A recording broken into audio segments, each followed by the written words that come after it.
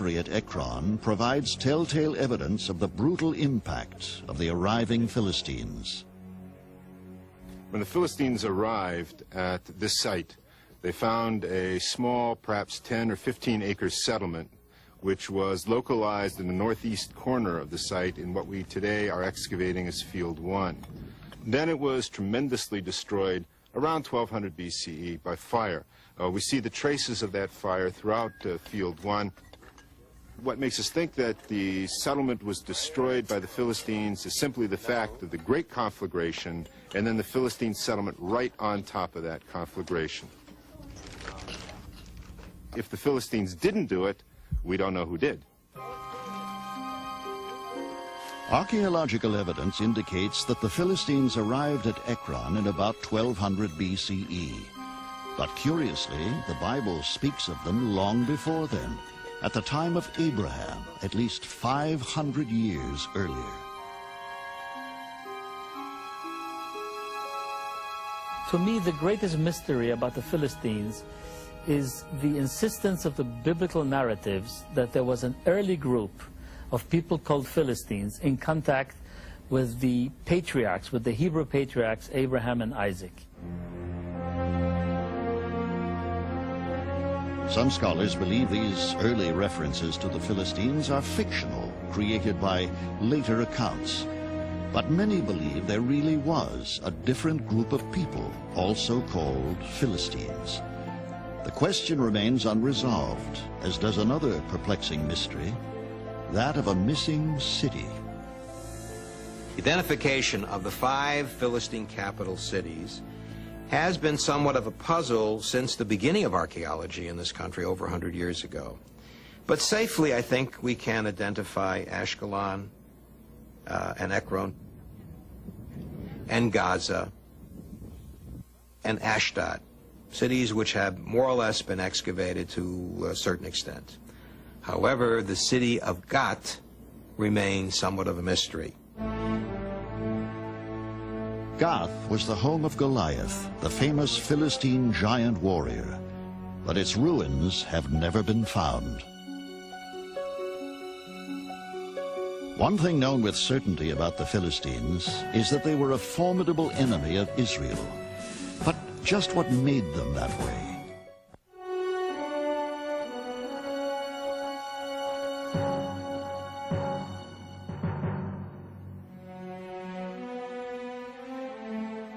Sometime after the Israelites leave Egypt and settle in the Promised Land, they live as neighbors with the Philistines.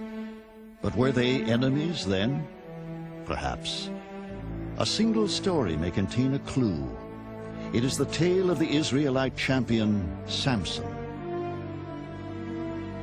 One day when Samson was in Timnah, he noticed a certain Philistine girl. And when he got home, he told his father and mother that he wanted to marry her. Judges 14:1.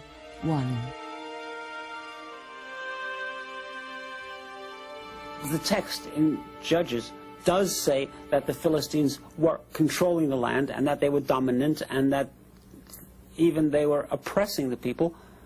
Nevertheless, the evidence is of trade, commerce, marriage, of cross-communication between the groups.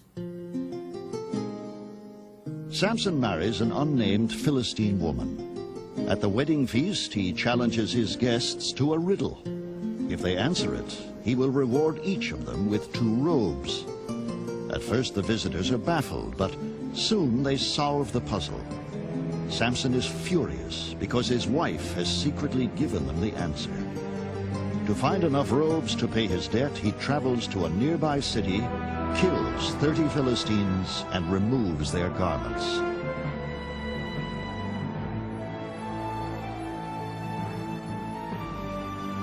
The incident sparks a fight that foreshadows greater conflicts to come between Philistine and Israelite. Nevertheless, Samson's unexplained fascination with Philistine women continues.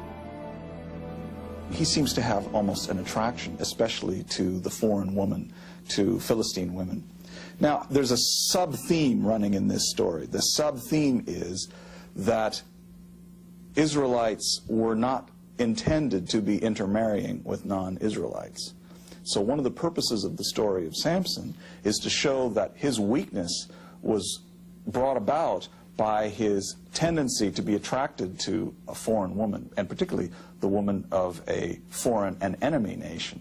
Now this theme of not intermarrying to preserving one's identity and integrity is a theme that runs through the entire scripture, not just in the early period, but continues on in the later period. Later on, he fell in love with a woman in Sorek Valley. Her name was Delilah. Judges 16:4. Once again, Samson is betrayed by a Philistine woman, this time fatally. Delilah persuades him to tell her the secret of his great physical strength. He is induced to reveal that if his hair is cut, his strength will disappear. She snipped off the 7 braids of his head. The Philistines seized him, gouged out his eyes, and took him down to Gaza. But the hair of his head began to grow again. Judges 16:19. Samson is cruelly brought out to amuse guests at a feast honoring a Philistine idol. In desperation, he prays fervently for one last burst of strength. Samson reached around the 2 middle pillars on which the building was supported and leaned forward against them, one at his right hand and one at his left. Then said Samson, "Let me die with the Philistines," and pushed with all his might. The building collapsed upon the tyrants and all the people inside it. Judges 16:29. A modern archaeological find at Tel Qasil, a site in the suburbs of present-day Tel Aviv, lends credibility to this extraordinary tale. It is an unusually well-preserved ruin of a Philistine temple, probably very similar to the one Samson destroyed. These are the bases of 2 major architectural support columns. If you can visualize Samson standing between those 2 pillars and pushing against them, indeed, if you could cause those pillars to move and collapse, it would bring down the house upon the people within the structure. When they are not directly encountering the Israelites, the Philistines are rarely mentioned in the Bible. That is why so little is known of them. But sometime around 1050 BCE, just after the Samson incident, the Philistines suddenly reappear in the biblical narrative. In those days, the Philistines gathered to make war against Israel. They drew up their forces and their battle lines were deployed. 1 Samuel 4:1. It is a mystery as to what triggers the major conflicts between the Philistines and the Israelites. Part of it, I think, is vying for occupation of the same territory. But I think part of it may well be the case that you have some of the larger world empires, the Egyptians particularly, who may be inciting some of these difficulties between various factions to their own advantage. They wanted to control this territory. And so their involvement in Philistine or Israelite policies would clearly be something that they would work to their own advantage. The Philistines launch a brutal offensive strike deep into Israelite territory, triggering one of the major battles recorded in the Bible.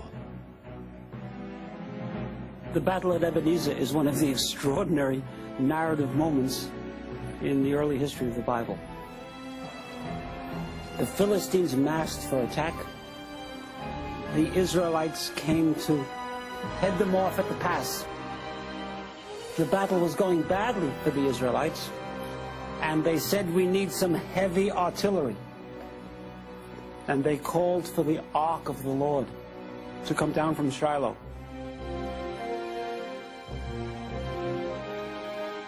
The Ark of the Covenant holds the very tablets brought from Mount Sinai by Moses, the tablets on which are inscribed the 10 Commandments.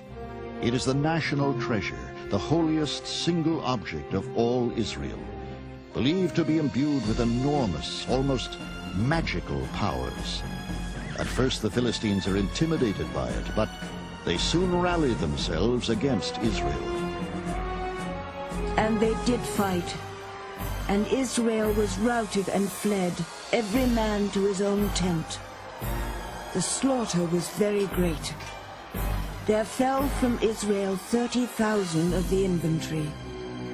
Also, the Ark of God was captured. 1 Samuel 4:10. The 30,000 men is a misfortune. The capture of the Ark is a catastrophe.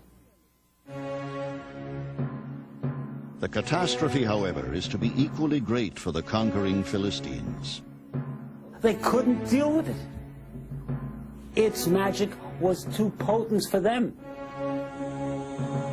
They put it in their temple, and the next morning they found their god, the statue of their god, Dagon, fallen face forward and smashed on the ground. For the magic of the Ark of the Lord had overcome whatever magic their idol may have had. Possession of the Ark brings panic and plague upon the Philistines, so they move it to another city in the hope of dispelling its mystical powers. Still, they suffer from its potency. Finally, they realize they can no longer harbor the sacred object. When the Ark had been in Philistine territory for 7 months, the Philistines consulted their priests and diviners, asking, "What shall we do about the Ark of the Lord? Tell us how we may send it back to its place." 1 Samuel 6:1. The Philistines place the Ark in a cart drawn by cattle which have never been in harness before. Set loose, the untrained animals mysteriously go as God directs them. And the Bible account recalls how the cows, lowing as they went, going neither to the left nor to the right, went straight on the road back into the land of Judea.